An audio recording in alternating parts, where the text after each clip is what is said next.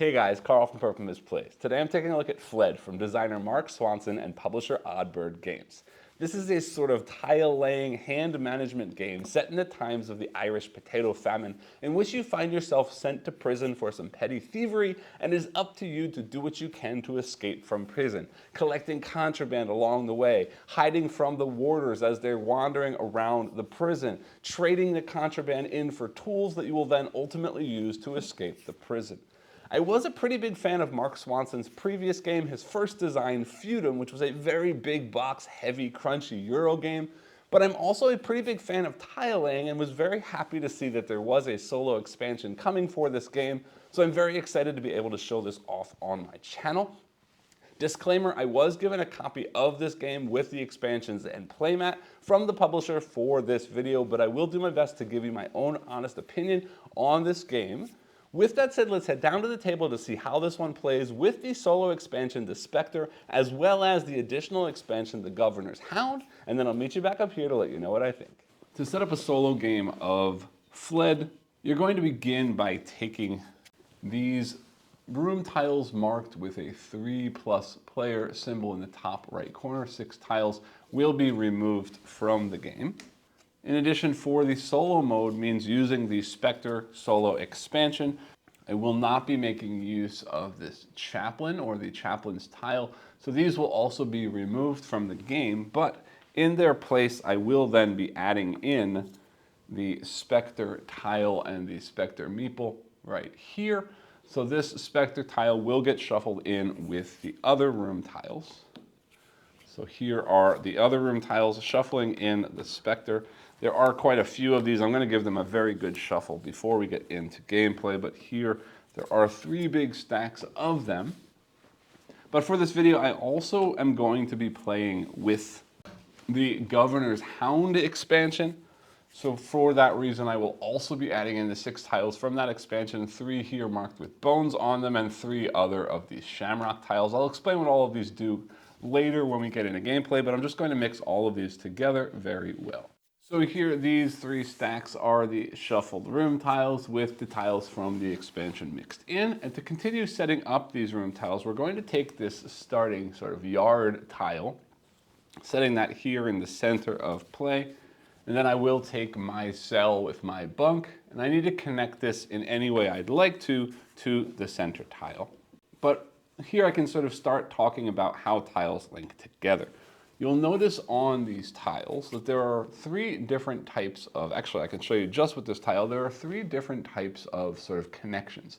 There are these archways, there are these locked doors, and there are these barred windows.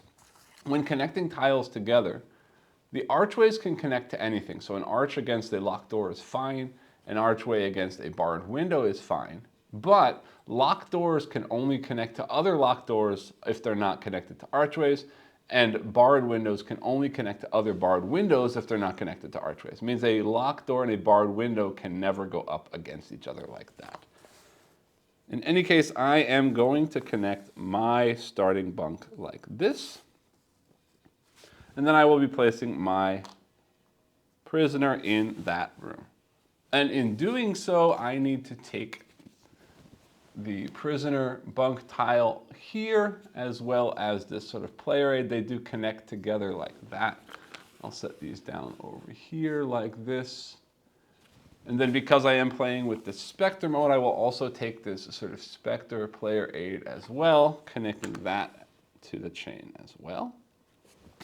And I will leave a little bit of space here because in the case that I do get caught by the warders or the guards, I will be shackled and there will be one more tile that gets placed in there.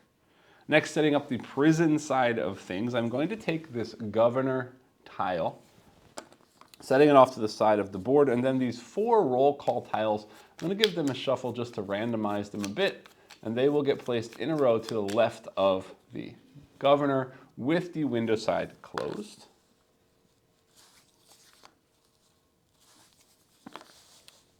Like that. Let me slide them down as much as possible to give myself some space over here.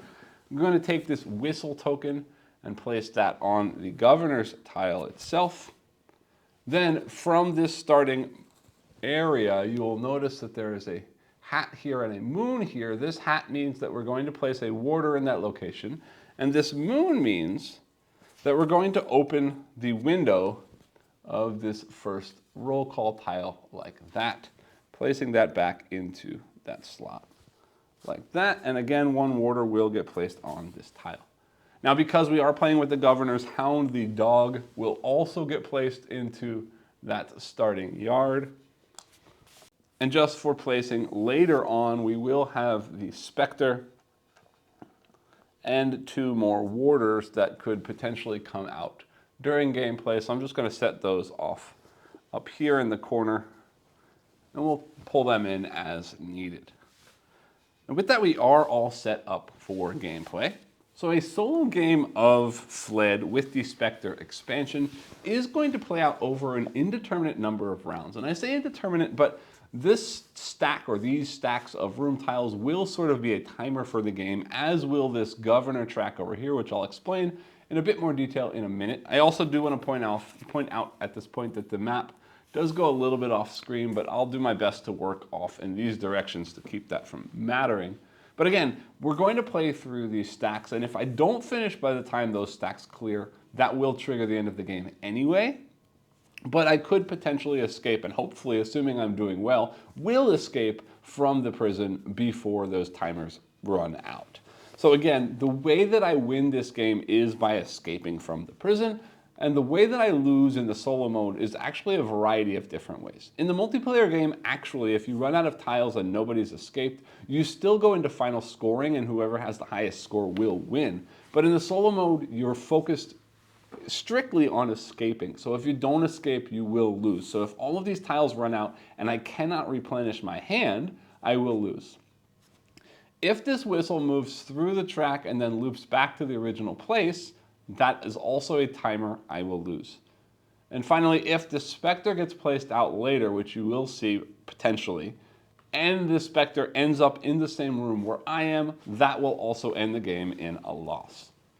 But talking about my hand just now, I realized I should draw up a hand of 5 tiles, and I will use those tiles, hopefully, to show you a little bit about how the game plays. All right. And yeah, they're basically on screen. That's good enough for me. Okay, then on my turn, I'm going to follow what it says on this card. So first I'm going to take one of the tiles in my hand and add it to the prison as part of the prison, meaning adding new rooms onto the prison. Then I'm going to take 2 actions by sort of discarding or spending in some way some of the tiles, 2 other tiles from my hand.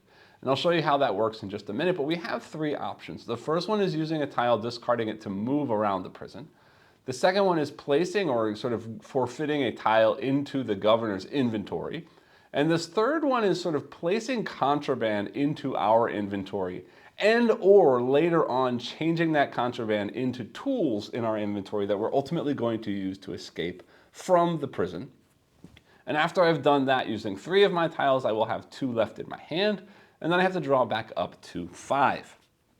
And when drawing back up to 5, I can take up to 1 tile from the governor's inventory into my hand. And then the remaining tiles must be filled in from the draw piles. So what that means is the action that puts a tile from here into the governor's inventory really doesn't do anything except it frees it up from my hand so it's not clogging up my hand. And it allows me to pull it back into my hand in a later round. Moving around the prison is going to be a little bit different. There are 4 different types of movement icons that you will see on tiles. The key will allow me to move through locked doors, and any alcove that's connected or archway connected to a locked door will count as a locked door. Feet will allow me to move through archways, and again, this is only if an archway is connected to another archway, because if the archway is connected to a closed door, I need a key. And if the archway is connected to a window or just window to window, I will need a file to pass through. And then finally, this shovel icon will allow me to use the holes on the map. You will see that some of the tiles, for example, this one here, has holes in them. And I can use a shovel to move, or a spoon realistically, to move from hole to hole with the caveat that I can only move up to 3 spaces orthogonally. So I could move, say, from this cell to this open area, this yard, because that is 2 spaces away. There's a hole here, there's a hole here. I could tunnel from there to there. In addition, there are some tiles that have shamrocks on them, and the shamrocks count as any wild tool. So I can use that to make any kind of movement as I'd like to. Some of the tiles will be yellow tiles, and they count as double. So if I have a yellow key, that lets me go through 2 locked doors. If I have a yellow file, that lets me go through 2 windows. If I had a yellow spoon, I can dig twice, but realistically that means I dig once, moving up to 6 tiles away, hole to hole. And a yellow boot or shoe would allow me to move through 2 double alcoves. There's also a whistle, and the whistle in the multiplayer game is going to be the way that we sort of move the warders or guards around the map, potentially hurting other players. In the solo mode, I'm never really going to use that because every time that whistle gets activated, they're always chasing me, and I don't necessarily want that to happen. Although I could sort of use that to draw them away in one direction and then run in a different direction. That will mostly be happening on the AI's turn, and I'll explain more about that when it happens. But the other thing we can use our turn and our tiles to do is to sort of collect contraband. And you can see here is one example of contraband, the stamp right here in the corner. Anytime I am in the room that matches that contraband, and that contraband is currently active. And what that means is we're going to look at this governor's row. And whatever tile has the whistle, whatever contraband is shown on that tile, so in this case just the stamps, if I'm in a location matching that, so here if I'm in a cell, I can take a stamp. In the next tile, if I'm in a food area, I can have a cupcake, or if I'm in a washroom, I can take a comb. But anyway, if I'm in the space matching one of the locations or the only location on the tile where the whistle is, I can take that item as contraband. And that means I add it to my inventory. And my inventory has a maximum capacity of 3 tiles. Unless later I change into a shamrock. So let me explain. Once I've collected contraband, the contraband in my inventory is just there so that if we ever go to a warder's office, means these sort of brown wooden floored rooms, I can trade contraband from my inventory to take tools from my hand and place those into my inventory. So any purple tool will cost 1 contraband. Any shamrock or gold tool will cost 2 contraband. Remembering a shamrock is a wild tool, so that will also be helpful because it gives me sort of variability as to what can be used. But also, if there is any shamrock in my inventory, the inventory is expanded to a maximum of 4 spaces instead of 3. So I can add an additional space to my inventory by having a shamrock. And ultimately, the reason I'm going to want to do that, which I can't show you now because the tile hasn't come out yet, and I will when it does come out. In order to escape, there are some tiles that have a forest printed on them, and those tiles are going to extend into the forest, and I need to spend specific tools from my inventory, not my hand, in order to escape at that tile. So ultimately, I need to collect contraband, turn that contraband into tools, and then use those tools that I've collected to make my escape at specific locations on the map. But I'm somewhat getting ahead of myself because, again, before I take any of these actions, the first thing I need to do is place a tile on the map. And in order to place a tile, I've already told you about how doorways connect together. Archways connect to anything. Locked doors connect to other locked doors or archways. The barred windows connect to other barred windows or archways. But also, in order to place a tile, I need to place it so that at least one room is touching a room of the same type. So for example, this one here, I've got a warder's office and a parky, like an outdoor area, means that outdoor area would need to connect to an already existing outdoor area for me to put that tile on the map. Likewise, if I played this cell and corridor, I would have to place it so that the cells were touching or the corridors were touching or both. Remembering, of course, to follow the door placement rules as well. So let me go ahead and take my first turn. I will walk you through what I'm doing, how I'm doing it, and then once I'm done that, I will take an AI turn and I will sort of explain then how the AI's turn works as well. All right, so looking at what I've got stamps. Stamps are active in cells, and I'm in a cell already. I should also point out when I'm looking at my turn, if on the AI's turn the guards are activated, they will move up to 3 spaces. And if they get to where I am, they will shackle me. It means they will put one of my tiles at random, flipping it over to this side where you see this shackle, adding it to my chain. And what that means is at the end of the game, if that is still there when I've escaped, it will count as a -1 point. If they catch me again and I'm already shackled, the shackle will go away, but I will be sent back to my bunk. Or in the case that one of the tiles in this stack is a solitary confinement room, they will instead send me to solitary confinement. And while in solitary confinement, they will take an additional turn before I get a chance to get out.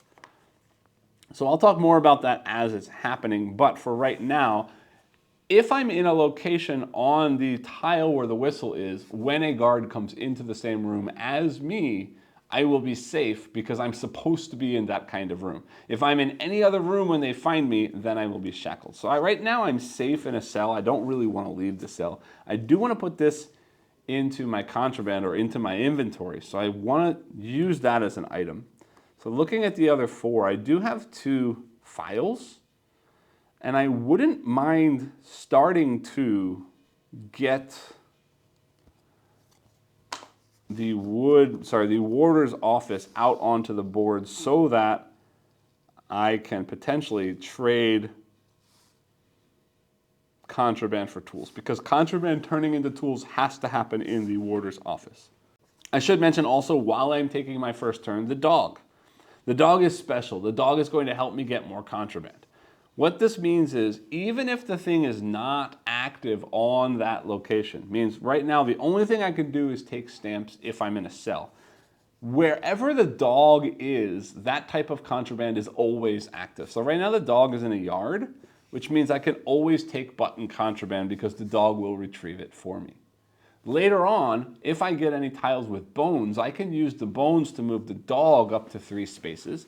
And the dog can only travel through double archways or through tunnels, and each tunnel only counts as 1 movement of those 3 movement for the dog.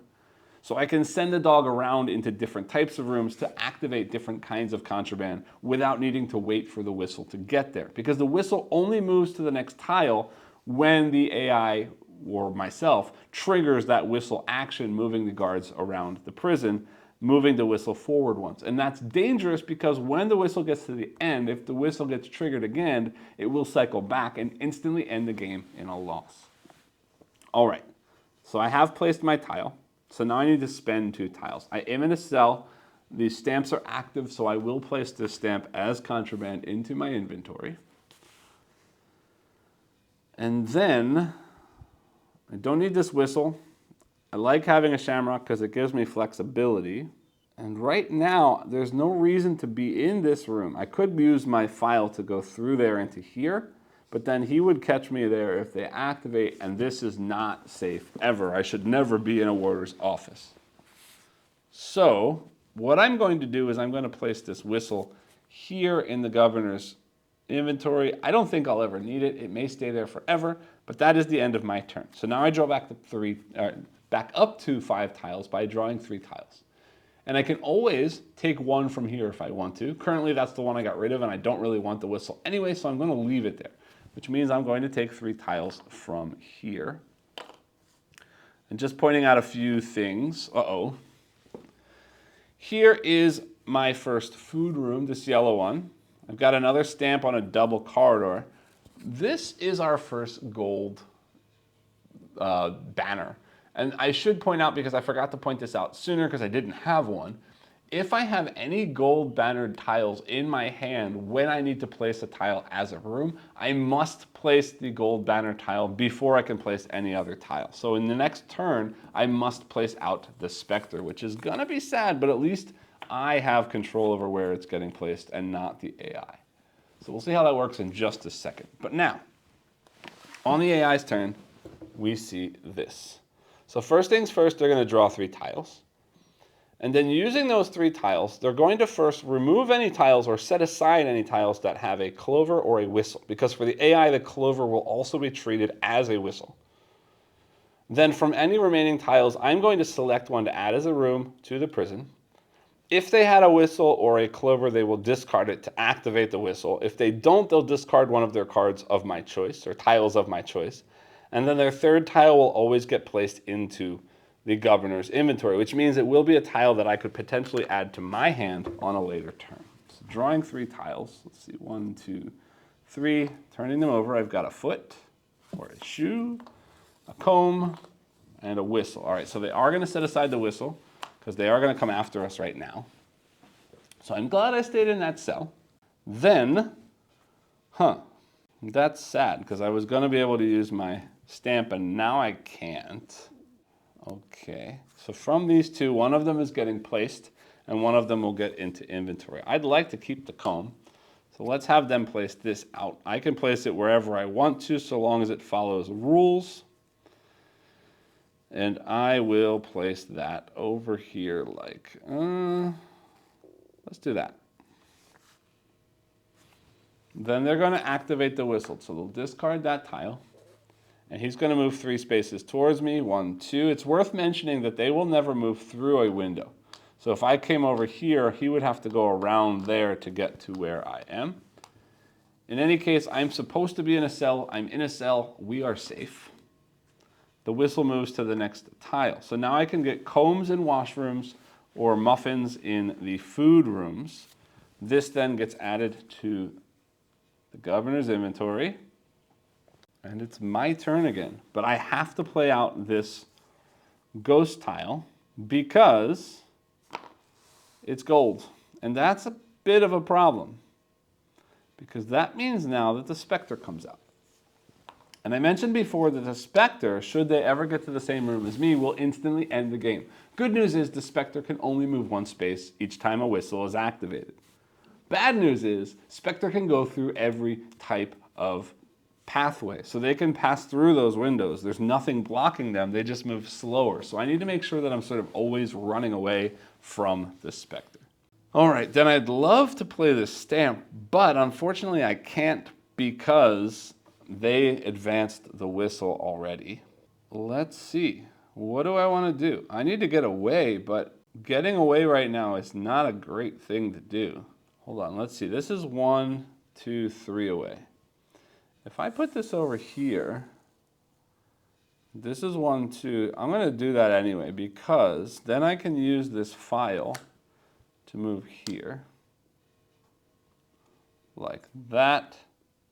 I want to be in a food room or a washroom, but I can't right now, unfortunately.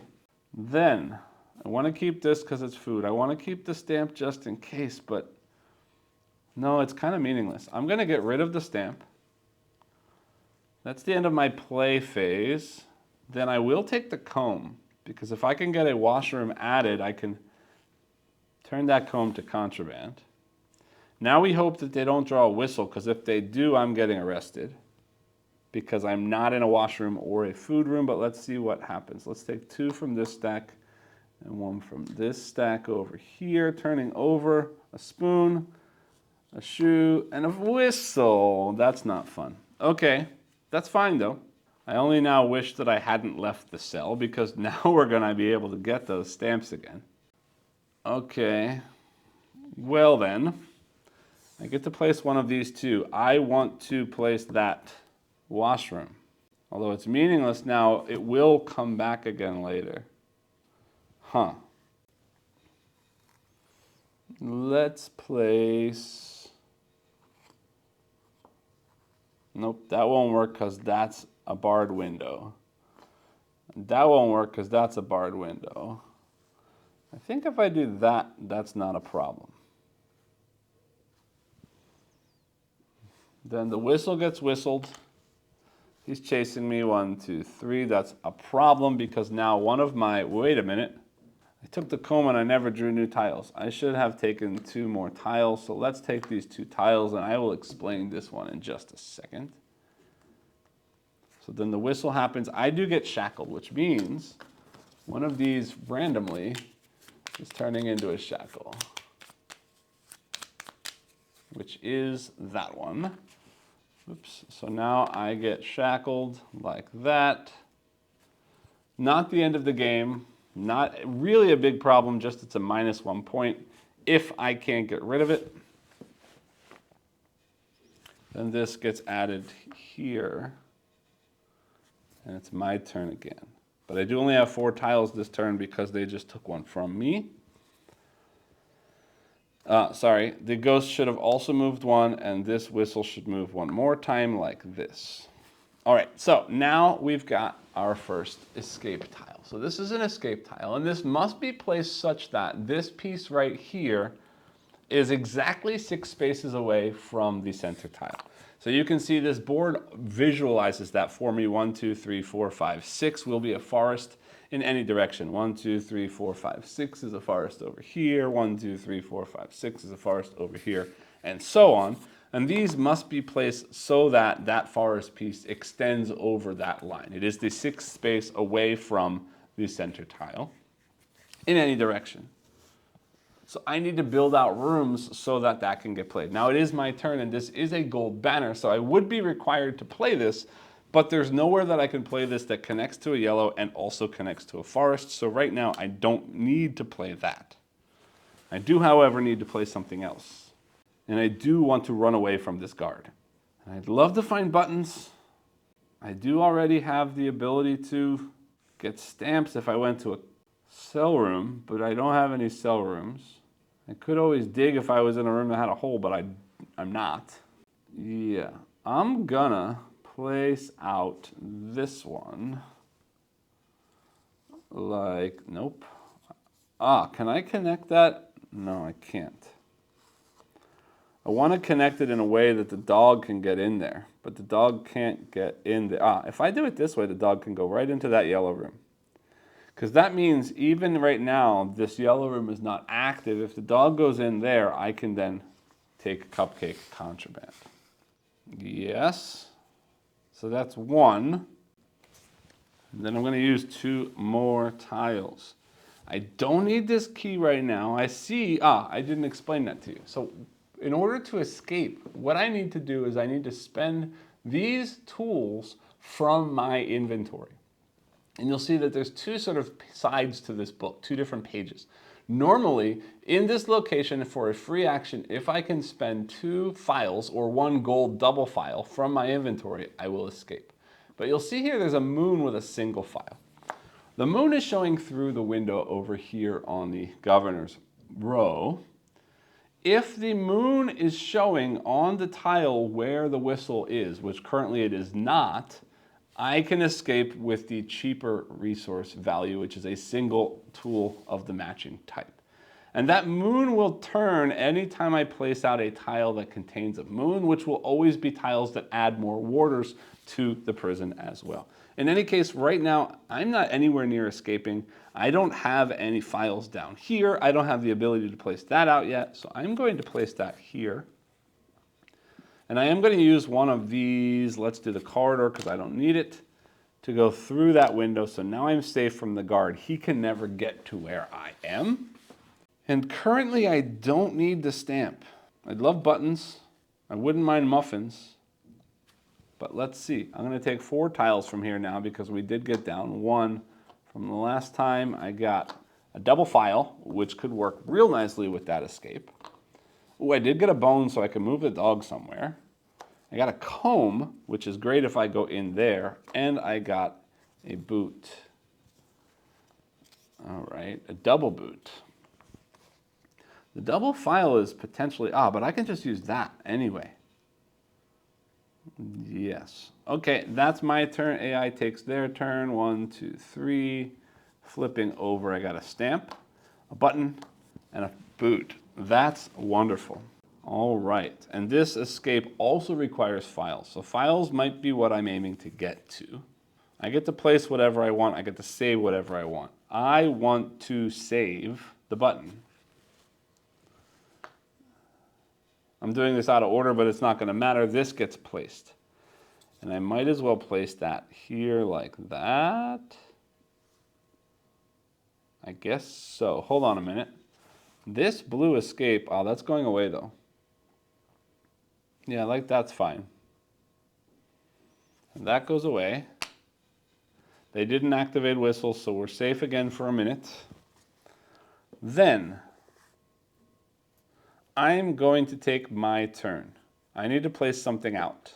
Currently, I don't really need any of these things out, but I want them all. That's a problem because the two I want to place out are these two, because I want to use this to move. And I want to use this to move the dog, and I want to use this to get contraband right now. But I want that button too. And I can't place these out. I can't place those out. Because nothing reaches the forest yet.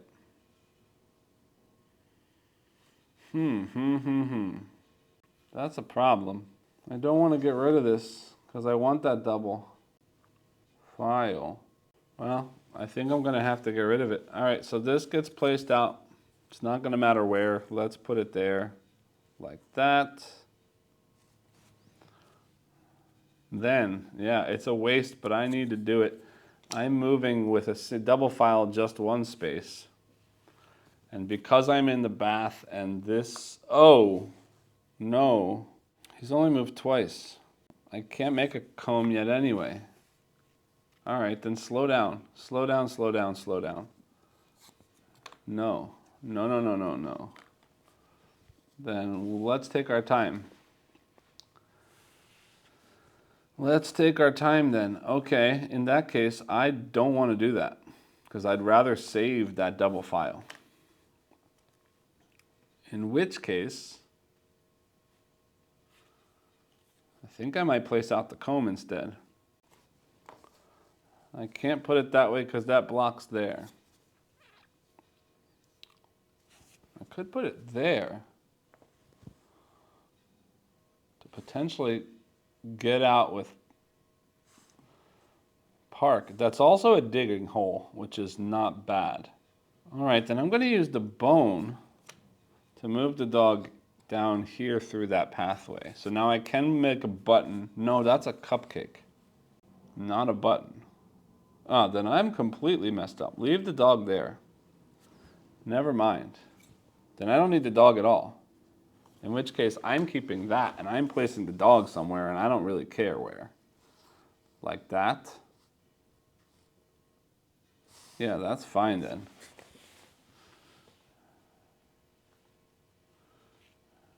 Yeah, in that case, I can use the shamrock to move into there, which doesn't help me now, but if the whistle goes off, it will, because I'm safe in there from the guard. The ghost is coming closer, but only one space for right now. Then, one more something. I can't use a comb yet. I'm gonna save the shoe, and I will take the button. And then two more tiles. Let's take here a regular file and a shamrock. Okay, that's fine. AI's turn. 1, 2, 3. Flipping. All right, we got a stamp, a whistle, and a shamrock. Okay, so those get set to the side because those will go off. One of them will, but only one of them. So I could choose to add something. Ooh, and I put that shoe there. Actually, we're gonna add this right there. Like that, because that will allow us to potentially escape with shoes if I make shoes. Okay, that's actually changing things up a little bit. Now the whistle goes off. So now he tries to go up. He can't go that way. He could go all the way around. 1, 2, 3 does get him closer to me, so maybe that's what he'll do. The Specter is chasing me again. Now I'm scared. Because if the Specter gets me, that's it. Yeah, okay, so my turn, but the whistle got to move again. So now combs and stamps, plus buttons because he's in the yard. This gets added over here, and it's my turn. All right, so these I can add to my inventory. I want to place this as the tile. It's gold banner, so I have to. Anyway, that gets placed right there. So if I can get there with 2 shoes or something more, that's great. And then to be safe, I'm going to put this comb into my inventory because I'm in the stone room, the washroom, and it is active right now. I'm not going to do the dog right now because instead I need to get out of there. And I'm going to use this file to go back into the office because I'm safe there from the guard and the ghost takes 2 turns to get there. Then I want that boot because next turn I can get it. Drawing 2 more tiles for me. 1, 2, a spoon and a clover. Not great for right now. Pushing that in so you can see it better. Drawing 3 for the AI. Let's hope there's no whistle, please. File, cupcake, and a spoon. We got safe. That's wonderful. All right, then it doesn't matter what we add in for them. Yeah, it doesn't matter. I'm gonna add this one here because that means the dog can get into a blue room if it needs to, going through the hole to here and then through the archway to there. Saving the cupcake until in case I want more stuff, because if I put the dog in the yellow room, I can have that cupcake. This gets discarded. Then my turn. I need to place something. And it would be nice to connect up here if I can, and I can with this spoon. Hold on, what is that? That's a door. That will work. Like that. Helps me get to where I'm going, but 2 things. Dog is here, so I can place this button down here. And then, I trade 2 contraband to put this golden shoe down here at the bottom, like that. Drawing 3 tiles. No, first for me. This gets me real close to out. Now I'm thinking greedy with points, but I don't want to do that. I haven't really explained points, and I will in a minute, but let me think about what I'm doing. I'm never going to, yeah, you know what? I'm going to take this cupcake because the next tile has a cupcake, and I could potentially get in there. So let's take that. Not there, sorry. Up here. 3 more tiles, no, 2 more tiles for me. 1, 2, is another, wow, 2 more cupcakes. That didn't help me at all. Then drawing 3 for the AI. Bone, oh, there is a whistle and a key. Okay. Then I get to place 1 and keep 1 there and below the whistle. So the whistle goes away. Placing out over here somewhere, doesn't matter. Let's just do, nope, that won't work. That does, good enough. Whistle blows. Ghost moves 1 space towards me. This guy's trapped here, trapped there. He'll go 1, 2, 3 to get closer to me. This gets put over there. I need to move because if the ghost is coming, oh, that was a whistle. I need to move. Yeah, I need to move. Forget about points. We need to get out of here. So I'm going to place one of these cupcake things. Doesn't matter which one, where. Doesn't matter. Let's put this here like that. Corridor touching corridor, that's fine. Then I'm spending both of these shamrocks as wild moves to go 1, 2, get out of there. But anyway, it doesn't matter because if the whistle gets pulled again, we're going to lose on time anyway. But if it doesn't, there's no more files. That's a problem. I need a file. Anyway, let's draw from here and see what I get. 1, 2, 3, shamrock or file, please. Nope, 2 keys and a stamp. That does not help at all. I'm in trouble. We're running out of time. Drawing 3 tiles. Let's hope they don't blow a whistle, because if they do, that's the end of the game, and they do, and that's the end of our game. But let's play it out. Spoon has to get placed, but it can't because there's no wood spaces near the edge. So it means I have to play this button tile. Doesn't really matter where, I'll play it there. It means they do blow a whistle. He still can't get me in any kind of way. Oh, maybe he could. 1, 2, 3. Ghost moves up 1, but that means the whistle goes back to the governor, and that is, unfortunately, the end of the game for me. 1 space away from a win. I had the boots I needed to get out, but I didn't have a file to get through that window to get out anyway, so it would have been at least another turn. Yeah, that's the best I could do. That is the end of the game, and this is the part of the video where I do like to take a look at the components. You've basically seen everything there is on the screen. This is Clemens Franz artwork. Very, very, very famous artist in sort of old classic Euro games. And I do really like his artwork here. I think I like his artwork here more than I do in a lot of his older stuff. It does look a little bit more modern to me. Maybe I'm just being weird. Maybe it does look very Clemens Franz, but for whatever reason, it works here, and I do really like the way this looks. I love the way that the prison sort of slowly expands on the table, growing out, especially with this playmat. Sorry, this should have been put there, not that it matters. I do really enjoy the way everything grows and looks sort of organic, as organic as a big stone building can be, but I do really enjoy the way that it looks. All of the iconography, the difference between the purple and the gold and the sort of tealish blue, very easy to see at a quick glance. The different room types are very easy to see. Now this yellow wood and this brown wood are slightly similar, but they're very different kinds of rooms, and the yellow rooms always have a table in the middle, so it is very clear to see what each room type is. I do really love the way that these tiles sort of join together, and these tiles over here join together to form this kind of panorama of a room. Everything looks really, really cool.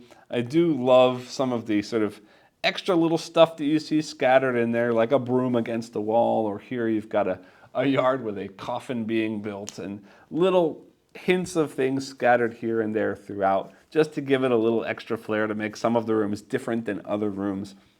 Just visually, it works very well for me. The quality of the tiles is nice and thick and chunky, very, very sturdy. Great, great look to the game, in my opinion. I do want to point out here more about this playmat. Normally, I wouldn't use a playmat in my video, and honestly, normally I wouldn't even necessarily recommend anybody buy a playmat because they're usually very sort of just extra blinged out upgrade kind of a thing. And I don't want to say here that the game can't be played without it because that would be overstating the truth. But remember, in this game, these exits must be exactly 6 spaces from this center tile. So you can see here 1, 2, 3, 4, 5. 6 is the edge of the board. And I did play this game quite a bit. I got this playmat maybe 3 or 4 days after I got the game delivered to me, and I did play the game 5 or so times before I played it on the playmat. And while it's not hard to figure out how far 6 tiles is, because yeah, we can count to 6 pretty easily, it does take a sort of extra level of grokking, of thinking, and of trying to figure out where you are in relation to the edge of the board at any time. And it's not a whole lot of work. It just does add one extra level of thought to every step you're making. Recalculating, okay, how far am I? Where does this tile go? Okay, how far does that make it? Because remember, if I add 2 tiles here, then 2 tiles becomes an edge. But if I add, say for example, 2 tiles here, then I can never place an edge because there's no open space there. So you do have to think about, does this make it 4? Does this make it 5? Because the escape has to be placed in 5 and 6. There's no way to place this tile otherwise except across that 5 to 6 barrier. So you are doing a little bit more sort of calculation or thought without this playmat. And having this playmat really does add to the quality of life of how the game flows and how the game plays, because I can instantly look at a glance and see, okay, that's 4 spaces away from the edge. That's 3 spaces away from the edge. So if I want to put an edge tile there, I can only put this sideways, leaving space for an escape, and so on. So having this mat, this is one of the rare occasions that I will say having this mat is well worth it for this game, but it's not broken without it. It just takes a little bit more thought to play the game. I do also want to show you, while I'm here, the insert for this game. You will notice to start that the box is empty. It's actually not empty. There is a really nice insert that goes in here that I will show you in just a second. But the reason I want to show you is one of the expansions I'm playing with is the Governor's Hound. I'm also playing with the Specter expansion. I actually tossed the Specter expansion box, unfortunately, before I made this video, so I can't show it to you, and I'm sorry about that. But that's because the way that the stuff fits into this insert, I didn't really need it, and I'm not a collector of boxes. Generally, I like to sort of break everything down to as small a space as possible. But the nice thing about this is here, we've got this really nice insert that I will show off in just a second. Let me take some of this stuff out so I can turn it upside down. If I turn this upside down, you'll see there's a very large sort of space underneath that insert that this expansion box fits right inside. Now there isn't enough space for both of the expansion boxes, which is why I only still have one of them. But basically, if I put that box in there and I put that back into the main box, and that may not line up, trying to do this one-handed on camera, but let's see if I can get that in there. There we go. That insert is now in there with the expansion box for the Governor's Hound underneath this insert. And then everything else fits in here real nicely. I should show you while I'm here just to see some more of the nice artwork. These are the other 3 prisoners that do exist in the game. But anyway, they fit into there very nicely. The 3 warders will fit into these slots like this, with the chaplain that I removed before going into the 4th spot. The whistle sits right in the middle. And I should point out here that this is an actual whistle. I don't know how focused this is going to get, but it's actually a whistle. It doesn't work wonderfully well, but you can hear that it definitely does make a sound. I think that's pretty cool that they threw in a real whistle there and not just a token. Nice little touch. But I hope you can see here in this cutout, there's sort of a second recessed level in there. And you can kind of place all of the sort of player aid tiles and the player bunk tiles and so on into this recessed slot down here. And I'm not going to pack it all in very nicely, but the point is that if you put all of those in there with enough stuff, so let me just throw in a couple of extra things in there to sort of flatten it out so you can see how it works, then this is sort of flush with the bottom of this plastic piece right here. And that means then that all of the room tiles stand up and they go in this way like that. So there's sort of a dual level of tile stacking. And doing that, all of the tiles from the base game, as well as the 2 additional tiles from the Specter expansion, fit in there as well. Now, the only small problem then becomes the Specter itself. You can kind of squeeze that down here in this little slot here. The problem being that if you do that, it does sort of raise the tiles up in the corner. But one small thing I did notice last time I was packing up, and I don't know if it's a good thing or a bad thing, but it's an option. This actually does have a lid on it that goes in and holds everything very nicely in there. And there's still little spaces in here where you put your fingers in to take that lid out. The Specter can kind of fit, if you put it in nicely, in that hole. And with the rule book and everything on there still, you could easily put the book on top of that. Now, realistically, I'm being silly because the Specter could also go in that box that I just put under the insert, because that's where the dog and the tiles from the Governor's Hound expansion go as well. But the point is, everything does fit into this box, and it fits pretty well. I'm pretty happy with it. Now, there could be an insert where these guys had an extra little hole to fit in there. And there would have been nice to have that if there was a little bit more space in here for the 6 tiles from the Governor's Hound to fit in there. Also, would have been nice to have that, but I can't really complain. Everything does fit in this box. There's no need for me to have extra boxes on my shelf. There is an extra box in here from the Governor's Hound expansion, but that's not a big deal. Anyway, that's basically all I have to say about the components. Meet me back up top and I'll let you know what I think about the game itself. Welcome back. I hope you enjoyed the playthrough. It was a pretty close one. I was only a turn or 2 away from escaping, but unfortunately time caught up with me. Now, a couple of things, and I will come back to these things in more detail later, but there were a few things in the video that I sort of brushed over or wanted to talk more about. So I want to put these up front and then I'll come back to them in my thoughts later on. But the first thing is scoring. I kind of mentioned it twice in my playthrough and then never got into it, and then I didn't win the game, so I didn't even get into the scoring round or scoring sort of phase at the end to show you how that works. So I want to put this up here and sort of explain it, because in the multiplayer game it is all about scoring and whoever has the highest score wins. In the solo game it's sort of less important. But if you do manage to escape, there is a way that you score yourself, and then you sort of have a ranking of a win that is printed in the back of the solo rules. So let me sort of walk through that here. if you look right here, I'm throwing up the tile of that sort of starting yard, and on that starting yard tile, it shows all of the scoring sort of criteria or point values for each of the different tiles in the game. And the way that it works is, first, you'll see you lose 1 point, you get -1 points if you are shackled when you escape from prison. Then moving on, the next things are all based on things that you have in your inventory or still remaining in your inventory when you escape.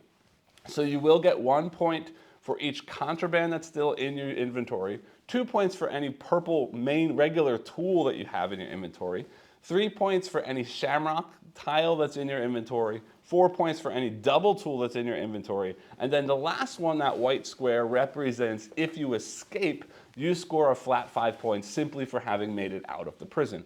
So you take that 5 points, add in all of the other things that are still in your inventory, and subtract 1 point if you were still shackled when you managed to get out, and that will give you your final score. And then based on your final score, you can see here in the back of the rulebook, there is a ranking for scores that sort of gives you a ranking that tells you how good your escape was from the prison.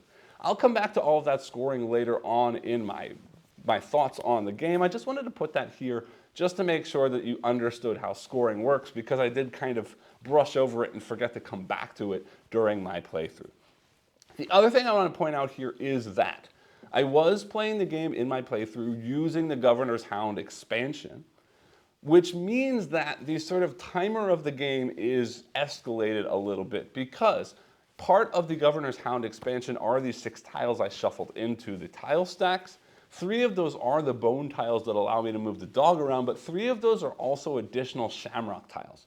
And remember, for the AI, these shamrock tiles work as whistles just like whistle tiles. So by adding those 3 shamrocks into the tile stacks, while it's not a whole lot more, it is an additional 3 possible sort of potential whistle pulls or whistle actions on an AI turn. So it does have the sort of potential to accelerate the end of the game, because whistles are happening or potentially happening more often, thereby pushing that whistle track, which is ultimately how I did end up losing in my playthrough. So I just wanted to put that out there, that the game does have the potential to end quicker when you are playing with that expansion, and I just wanted to remind you that I was playing with that expansion, so you have that sort of in your head when you're thinking about the sort of timing or length of that game.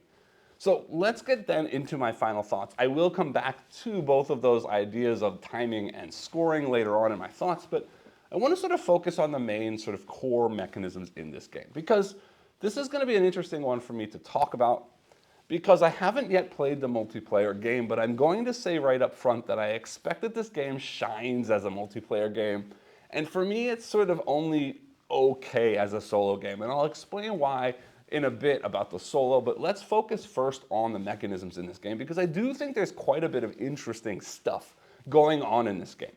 So ultimately this is a tile laying game where you are placing out tiles of rooms of the prison, sort of growing this prison, ultimately trying to extend to the edge of the sort of forest or the edge of the prison, so you can sort of hop through a window or dig through a tunnel or what have you to escape from the prison into the forest and go live your life of freedom somewhere else. So you're trying to place out these tiles, connecting rooms so that you can get from one room to another. But it's not just about connecting rooms. There's a whole lot of stuff that you have to sort of think about as you're laying out these tiles.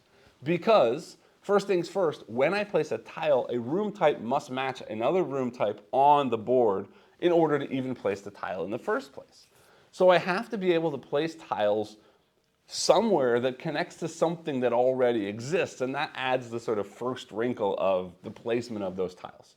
And then in addition to that, I have to think about the different kinds of connections and how they are connected together. So there are archways, there are barred windows, and there are locked doors. And locked doors can only connect to archways or locked doors. Windows can only connect to other windows or archways. And archways can connect to anything at all, including other archways. But then depending on how those things are connected, it's going to affect the way that you sort of traverse or travel through the prison. Because if you want to pass through any connection that includes at least one locked door, you're going to need a key. If you want to pass through any connection that includes at least one barred window, you're going to need a file to sort of shave your way or hack your way through that barred window. If you want to pass through a double archway, you're going to need some boots to walk through those archways. So when you're building this prison out, as you're placing these tiles, you're thinking about a variety of different things, and one of which is how can I get from place A to place B across this map?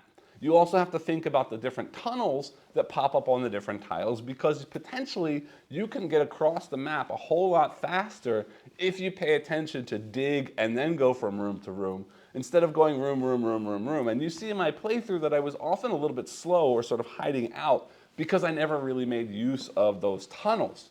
And I've noticed that in my plays I don't necessarily use them as much as I could, but that's probably because I need to pay more attention to how I'm connecting all of these different things together to make sure that at any given time, depending on the different kind of tool tiles I have in my hand, that I have some way of getting from place to place and I don't lock myself into a location without having the thing that I need. Like, for example, at the end you saw I really needed a file to escape, and I just couldn't draw a file. So even if they hadn't pulled the whistle, I could have been stuck for a while because I didn't have the file that I needed. And that's just about moving around. Because then ultimately, in order to escape in this game, there's an additional level of sort of hand management. Because the tiles you're placing are also sort of like a multi-use card system, the tiles you're using as other things. You're using them as tools to move around, as I've sort of already explained now, but you're also using them as contraband that you're collecting, and then ultimately the trading in for tools that you're collecting, then ultimately using those tools to escape from prison. So while you're placing out the tiles, you're thinking about a couple of other things. First off, what am I leaving in my hand so that I have access to the sort of icon in the top corner that allows me to move, that allows me to collect contraband, that allows me to collect tools, that ultimately allows me to escape. Or that gives me, some of them, the golden banners, give me double tools that let me do double sort of strength of the stuff that I want to do, either moving doubly quickly or doubly far, I guess, or having the ability to take two tools in a single tile into my inventory, because the inventory is limited to only 3 tiles. So if I can have a tile that has two things on one tile, that means I have more sort of option to escape, but then also to score points at the end of the game. But also while I'm placing these tiles, I'm thinking about the different room types, because each type of contraband can only be taken if I'm in a room of a specific type. The stamps can only be taken, or yeah, I guess taken, received, if I'm in a cell. The muffins or cupcakes or whatever the food icon is, I kept changing that in my playthrough, can only be collected if you are in a food room, or a sort of mess hall kind of room. The comb can only be taken if you're in a washroom, and the buttons can only be taken if you're in the yard. So you have to think about sort of diversifying the different kinds of rooms you're placing into the prison, so that depending on which of those contraband tiles come out into your hand, you have the ability to get into a room of that type to then place that contraband into your inventory. So not only are you thinking about matching rooms, matching specific kind of entryways, but also spreading out a prison to give you a path to get to where you're trying to go, stretching out to the edge as fast as possible, but now also placing out the right kinds of rooms so that you can get access to the rooms that you need to get contraband. But then also placing out the warder's office rooms so that you can switch that contraband into tools on the way to escaping the prison. So there's a whole lot of thinking going into the different ways that you're using these tiles. How do I place this to make sure I have enough rooms that I can manage to get from place to place as I need to, that I can extend to the edge of the map as quickly as possible, because this is a race ultimately to get out of the prison before you get caught. And doing all of these things while also managing this hand management aspect, which I haven't talked too much about, is that after I place a tile of the 5 tiles in my hand, of the remaining 4, I have to use 2 to do something. And that means moving around the map. That means putting contraband or trading for tools into my inventory. But the other option is the governor's inventory. So I am able to discard tiles from my hand into the governor's inventory, freeing up space in my hand for new things to come up. but also basically saving that tile for a future turn, because at the end of my turn when I refresh my tiles, I can always choose to take one of them back from the governor's inventory. So if there's a really important tile that I don't need right now that's sort of gumming up my hand, I can stick it there, and then a few turns later I can pull it back. Now in the multiplayer game, that adds an even extra fun wrinkle to things, because somebody else can take that tile from the governor's inventory on their turn. So now it's a sort of push your luck thing. Can I get that back? Do I care about my opponent getting that tile? And so on. And that doesn't show up in the solo mode. But let me hold off on the solo mode for a minute, because there's just a little bit more to talk about with this hand management. So we're swapping things with the governor's inventory, potentially putting it there and storing it to bring it back later, or I'm putting things into my inventory, either the contraband or the switching for the tools that I need to escape. But all the while trying to sort of plan out a map that makes sense. And then also, the last thing that I haven't talked about yet is sort of hiding out from the warders. So there are warders wandering the hall of the prison, and as the prison grows, there are potentially more and more warders, because there are tiles that place out additional warders.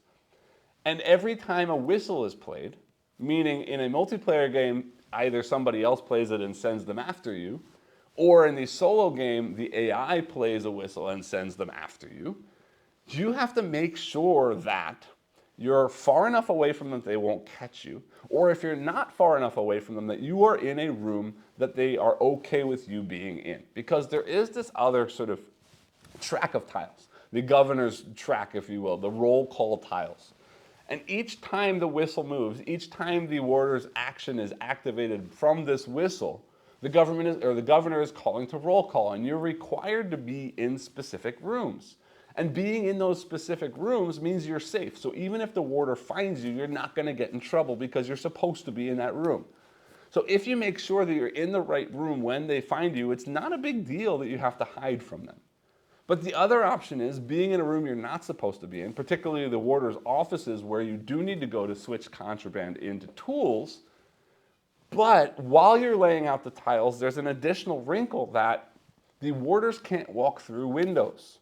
They don't have files. They're not going to be cutting their way through the windows, which means if you set up the prison in just the right way, you can hide out in rooms having climbed in through a window that they have no access to until later on, when more sort of pathways get built out. So there's this hiding game of running away from the warders. And then additionally, in the solo game, there's the ghost, the Specter, that's chasing you. And the Specter's only moving one space every time the whistle is blown. But the Specter can go through all different pathways. They can pass through walls, they can pass through the barred windows, and so on. So you can't hide from them. You have to run away from them. But they only move one space per activation. So it is a slower kind of thing, and it is easier to escape. And it's very unlikely they will ever catch you, and if they do, you lose the game instantly. But the point is, it forces you to constantly be on the move and constantly be giving yourself alternate pathways or different sort of things that you can do tactically as you're moving through the prison, doing all of the other things you're already doing. And this whistle track, I should mention, adds in another 2 wrinkles. I keep saying more wrinkle, and that's what I love about the mechanisms in this game. There's lots of these little different connections and things that interact with each other. On that governor's track, each of those tiles, in addition to telling you the room that you can be safe in, is also telling you the rooms that you can collect contraband in. And remember, each of those room types is associated with a specific type of contraband, which means I can sort of plan ahead that after the next whistle, I can go there and trade. Or if I happen to be there now or have the ability to race there, I can cross my fingers that another whistle won't be blown before I get to the place that I need to get to switch my stuff, to collect the contraband matching the location where I am. The other thing is this moon track, or these sort of open and closed windows on the roll call tiles. And every time a tile is placed out that adds a warder to the game, it also progresses this sort of open and closed window. So the window that's open currently will close and the next tile will open. And this is going to be extremely important if you want to escape easily. And also it's going to be extremely important if you're trying to score higher levels of points, because If the whistle is on the tile where the window is open, you only need one tool instead of two tools to make your escape from any of those escape points. So if you can sort of time things perfectly so that you're in the right place at the right time, it's going to be twice as easy for you to escape, which also means then if you have single tools in your inventory, you're only going to need to use one tile, which means you're keeping something else potentially in your inventory, scoring more points at the end of the game, which is a good thing. Of course, that means your escape is a higher ranked, more perfect escape. Now, timing that is going to be really difficult because the only way you can move that moon is if you place out a tile that adds another warder, which then also adds in the potential danger of more things chasing you, catching you, and so on. So you've got all of this stuff that you're sort of balancing in your head, the timer of the tiles, where they're getting placed, how they're getting placed, the timer of the whistle, because if the whistle reaches the end of the track and cycles back, as you saw in my playthrough, that triggers the end of the game.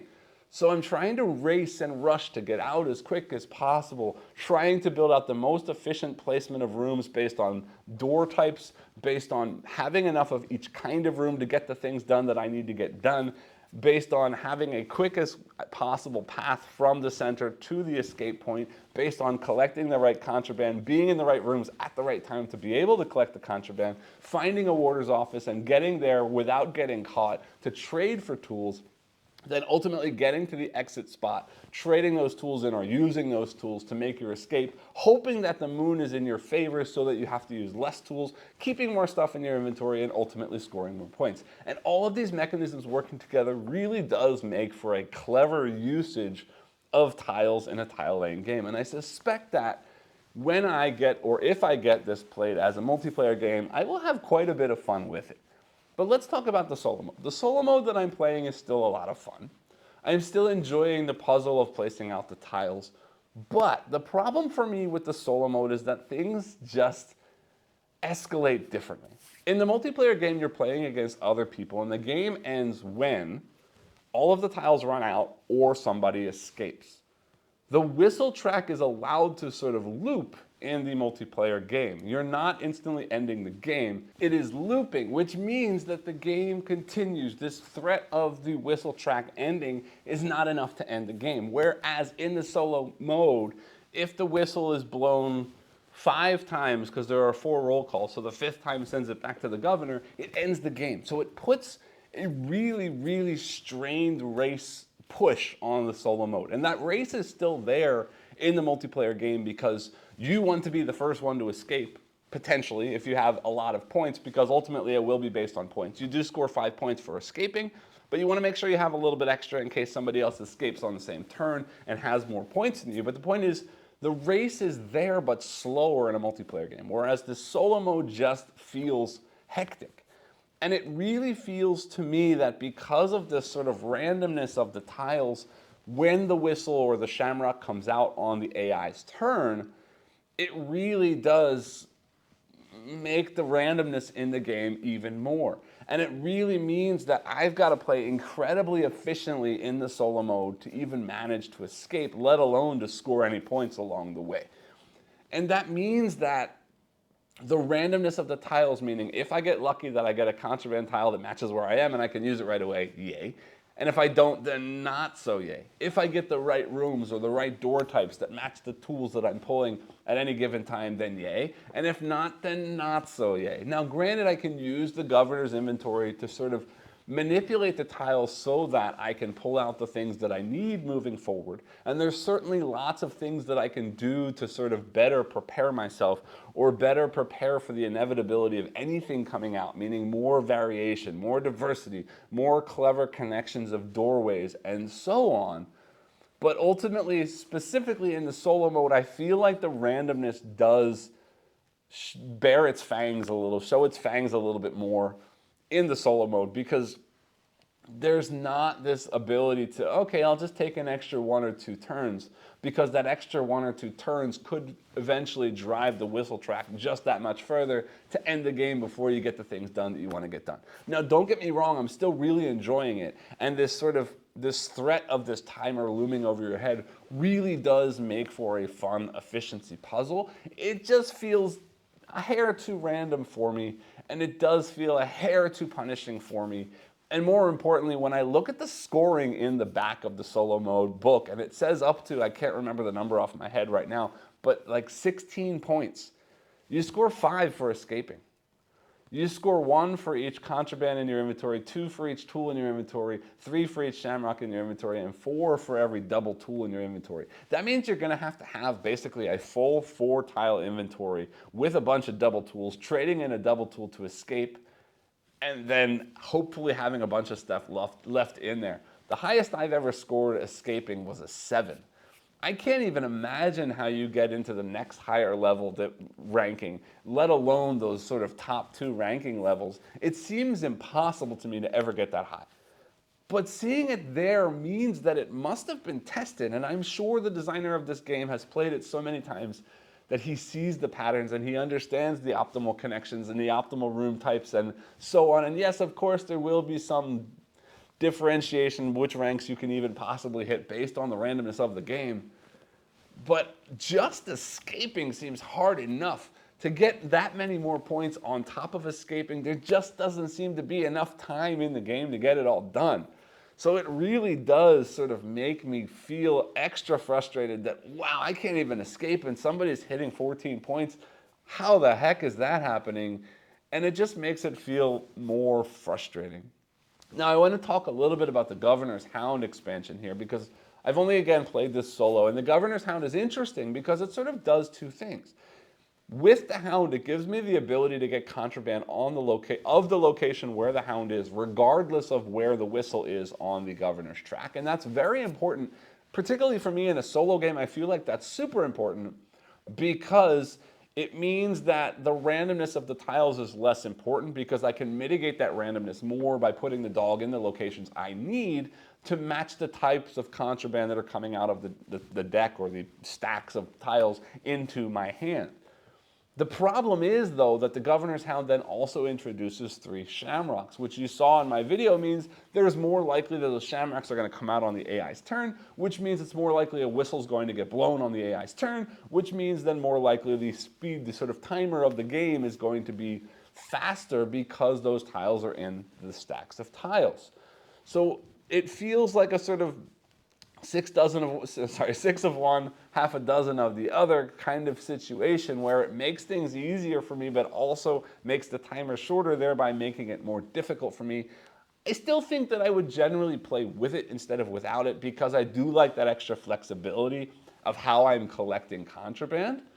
But the timer is already pretty punishing in the solo mode, so I'm not sure if it makes it worth it or not. In any case, I, again, am enjoying the core mechanisms here, but the solo ultimately for me left me wanting and leaves me feeling a bit frustrated because of how punishing the timer of the game is.